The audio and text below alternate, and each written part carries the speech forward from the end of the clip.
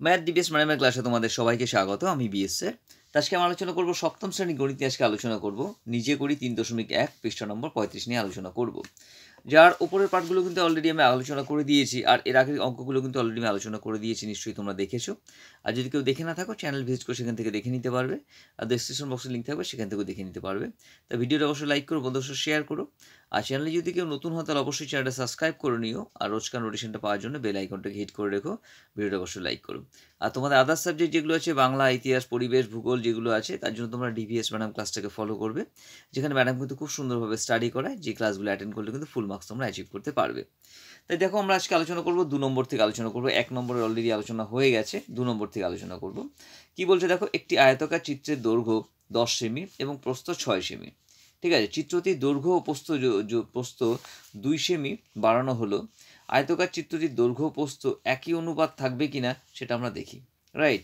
তাহলে কি হচ্ছে, আয়তক্ষেত্রের দৈর্ঘ্য কত বলছে? 10 সেমি, প্রস্থ হচ্ছে তোমার 6 সেমি। তো কীভাবে করবো? 2 নম্বর। ঠিক আছে, তো লিখবো আমরা আয়তক্ষেত্রের দৈর্ঘ্য কত দিয়েছে তোমার? 10 সেমি,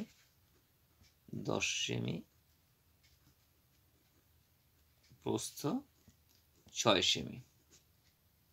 ঠিক আছে, দৈর্ঘ্য প্রস্থ 6 সেমি। তাহলে আমরা বার করবো আগে দৈর্ঘ্য প্রস্থ অনুপাতটা বার করে নিই আমরা, রাইট? তাহলে দৈর্ঘ্য ইস টু প্রস্থ সমান কত আছে তোমার? 10:6। সমান কি লিখতে পারি? 10:6 ইকুয়াল টু, এখানে তোমার দেখো, তোমার 2 দিয়ে কাটা যাচ্ছে, 2 দিয়ে কাটলে তোমার 5 দুগুণ 10, আর এখানে হচ্ছে তোমার 3 দুগুণ 6, 5:3। মানে এভাবে করতে পারি, ইকুয়াল টু 10/6 করে আমরা কিন্তু কাটতে পারি। এখানে 5 দুগুণ 10 আর তোমার 3 দুগুণ 6, 5:3 তোমার অনুপাতটা দাঁড়ালো 5:3। এবার কি বলছে, যদি দৈর্ঘ্য ও প্রস্থ 2 সেমি বাড়ানো হয়,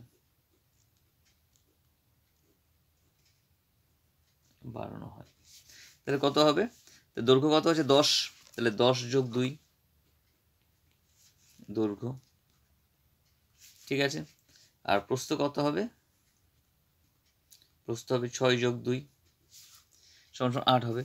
তাহলে কত হচ্ছে তোমার? তাহলে দৈর্ঘ্য ইস টু প্রস্থ কত হচ্ছে? সমান দৈর্ঘ্য হচ্ছে তোমার 12, আর এখানে কত হচ্ছে তোমার? এখানে প্রস্থ হচ্ছে তোমার সমান 8 সেমি। ঠিক আছে, তাহলে নতুন হবে। সুতরাং তাহলে কি লিখবো আমরা? দৈর্ঘ্য ইস টু প্রস্থ সমান কত হচ্ছে? দৈর্ঘ্য 10 দিয়ে হচ্ছে 12 ইস টু 6 দিয়ে কত হচ্ছে? 6 দিয়ে হচ্ছে 8, তো 12:8 সমান কত হচ্ছে? 12:8 হলে এখানে তোমার 12/8, 12/8। 4 দিয়ে কাটা যাবে, দেখো 3 4 হচ্ছে তোমার 12, আর 4 দুগুণ হচ্ছে 8 সমান কত হচ্ছে তোমার? 3:2। ঠিক আছে, তাহলে অনুপাতটা কত হচ্ছে? 3:2। আগেরটা কত ছিল আমাদের? আগেরটা অনুপাত পেয়েছিলাম 5:3। তাহলে কি হচ্ছে? দৈর্ঘ্য প্রস্থ অনুপাত কিন্তু সমান থাকবে না। ঠিক আছে, তাহলে কি লিখবো আমরা? উত্তর লিখবো যে 2 সেমি দৈর্ঘ্য প্রস্থ বাড়ানো হলে অনুপাত 1 থাকবে না, একই থাকবে না। ঠিক আছে, তো হয়ে গেল। তাহলে আমরা 2 নম্বরটা আমরা করে ফেললাম। ওকে, তাহলে দৈর্ঘ্য অনুপাত একই থাকবে না, পেয়ে গেলাম। নেক্সট কি বলছে? 3 নম্বর বলছে তোমার, দেখো, রাইট? 3 নম্বর কি বলছে? পরাণবাবু 500 গ্রাম চিনি 17.50 টাকায় কিনলেন, এবং দীপেনবাবু 2 কিলো চিনি 70 টাকায় কিনলেন। চিনির পরিমাণ ও দামের অনুপাত ঠিক আছে কিনা দেখি।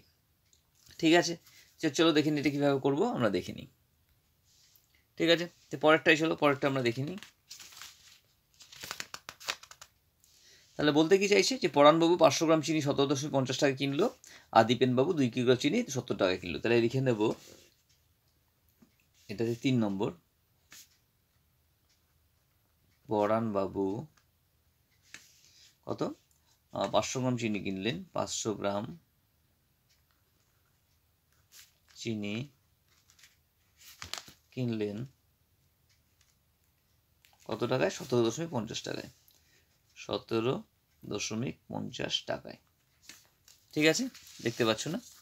ওকে, আর কি বলছে তোমার? দীপেন বাবু, এর লাইনটা লিখে নিতে হবে। দীপেন বাবু 2 কিগ্রা চিনি, 2 কিগ্রা চিনি কিনলেন 70 টাকায়। 70 টাকায়। ঠিক আছে, তাহলে কি চিনির অনুপাত? সুতরাং এটা কি লিখবো আমরা? প্রথমে আমরা বার করে নেবো চিনির পরিমাণের অনুপাত, রাইট? তাহলে লিখবো চিনির পরিমাণের অনুপাত,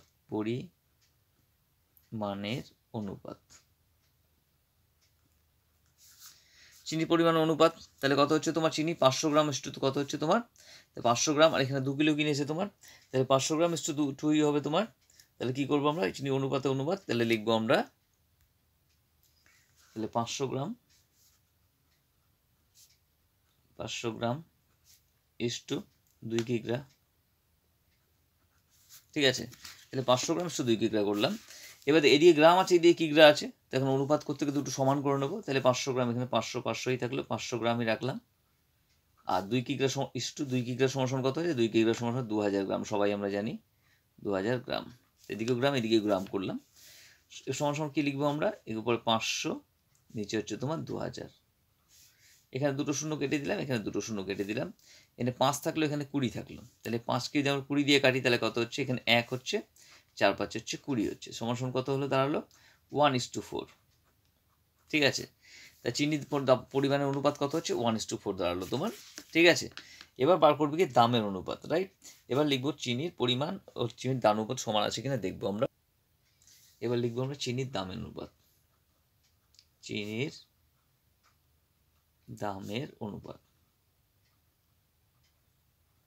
ঠিক আছে, চিনির দাম কত হচ্ছে তোমার? 17 টাকা। 500 গ্রাম 17 টাকা 50, তাহলে 17.50, ও দশমিক হবে, এটা ইস্টু হয়ে গেল।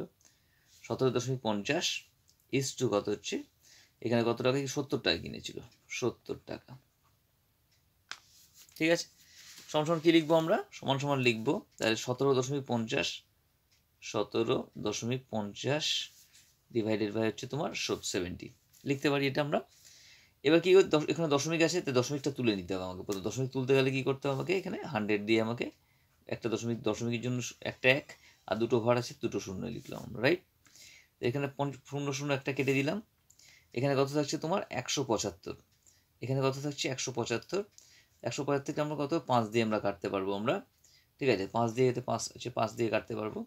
তো 5 দিয়ে কাটলে হচ্ছে তোমার 3 5 হচ্ছে 15, 17, তাহলে 15 16 17 25, 5 5 25, 35 হলো। এখানে হচ্ছে 5 দিয়ে যদি আমরা কাটি, তাহলে কত হচ্ছে? 5 2 হচ্ছে 10। এখানে 35 এর 70 আছে, তাহলে 35 2 70, 35 2 70, 2 অক্ষে 2 কত হচ্ছে? তাহলে উপরে হচ্ছে তোমার 1 হচ্ছে, আর নিচে হচ্ছে 2 2 4 হচ্ছে। অনুপাতটা কত দাঁড়াচ্ছে? 1:4 দাঁড়াচ্ছে, 1:4। ঠিক আছে, ওকে। তাহলে আমাদের দামের অনুপাত কত হচ্ছে তোমার? চিনির দামের অনুপাত হচ্ছে 1:4 হলো, আর চিনির পরিমাণের অনুপাত কত ছিল? 1:4 হলো। তাহলে কি পাচ্ছি আমরা? আমরা পাচ্ছি এখানে চিনির পরিমাণ আর দামের অনুপাত সমান আছে। তাই সুতরাং লিখবো উত্তর লিখবো চিনির পরিমাণ ও দামের অনুপাত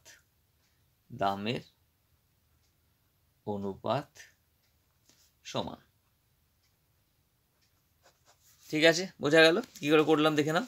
প্রথমে চিনির পরিমাণের অনুপাত বার করে দিলাম, তারপর চিনির দামের অনুপাত বার করে দিলাম। দুটো সমান আছে, তাই লিখে দিলাম আমরা সমান। ঠিক আছে, চলো পরের অঙ্কে আসছি। নেক্সট অঙ্কটা কী বলছে আমরা দেখে নিচ্ছি। নেক্সট বলছে ফাঁকা ঘরগুলো পূরণ করি। তোমার এখানে হচ্ছে 5:7:25 ফাঁকা ঘর দিয়েছে তোমার একটা, রাইট? তাহলে সেটা লিখে নিই আমরা। 4 নম্বর, 4-এর 1 নম্বর কী দিয়েছে তোমার? 5:7 ইকুয়াল টু 25 ফাঁকা ঘর দিয়েছে। এখানে সংখ্যাটা কত হবে? কীভাবে করবো এই ধরনের অঙ্কগুলো আমরা কীভাবে করবো? এখানে তো 5/7, তাহলে এখানে তোমার 5/7, এখানে 5:7 মানে কি? তো 5/7 লিখতে পারি আমরা। ঠিক আছে, আর এই প্রপোর্শন মানে এটা ইকুয়াল ইকুয়াল এখানে কত হচ্ছে 25 হচ্ছে, 25 হচ্ছে। তাহলে 5কে কত দিয়ে গুণ করলে 25 হচ্ছে, 5 5 25, 5 দিয়ে গুণ করতে হচ্ছে। তাহলে এখানে 5 দিয়ে গুণ করে নিচেও 5 দিয়ে গুণ করে 5 সাথে কত হচ্ছে 35, 35। এখানে কত হবে তাহলে এখানে লিখবো আমরা 35। ঠিক আছে, 1 নম্বর হয়ে গেল। 2 নম্বর কি বলছে তোমার দেখো, 2 নম্বরটা বলছে 6:7। ঠিক আছে, 6:7 2 নম্বর, 6:7 এটা প্রপোর্শন দিয়েছে তোমার, কি দিয়েছে তোমার এখানে তোমার ফাঁকা ঘর দিয়েছে, একটা ফাঁকা ঘর, ইস টু কত দিয়েছে তোমার 35। এটা একইভাবে করবো আমরা, একইভাবে আমরা কি করবো 6/7 মানে এটাকে 6/7 লিখবো, ইকুয়াল টু এখানে কত আছে তোমার নিচেরটা দেওয়া আছে, যেটা দেওয়া থাকবে সেটাই লিখবো আমরা, 35 লিখবো, উপরটা লিখতে হবে। এখানে 7 আছে, এখানে 35 আছে, 7কে কত দিয়ে গুণ করলে 35 হয়, 5 7 35। এখানে যে কোনো ভগ্নাংশ উপর নিচে সমান সংখ্যাতে গুণ করা যায়, এটা ইজি প্রসেস। 7কে কত দিয়ে গুণ করলে 35, 5 7 35, তাহলে 5 দিয়ে গুণ করতে হচ্ছে, ওপরেও 5 দিয়ে গুণ করবো, তাহলে 5 6 হচ্ছে তোমার 30, 30। এখানে কত লিখবো আমরা 30 লিখবো, 30। ঠিক আছে, নেক্সট 3 নম্বর কি বলছে তোমার দেখো, 3 নম্বর 21:28।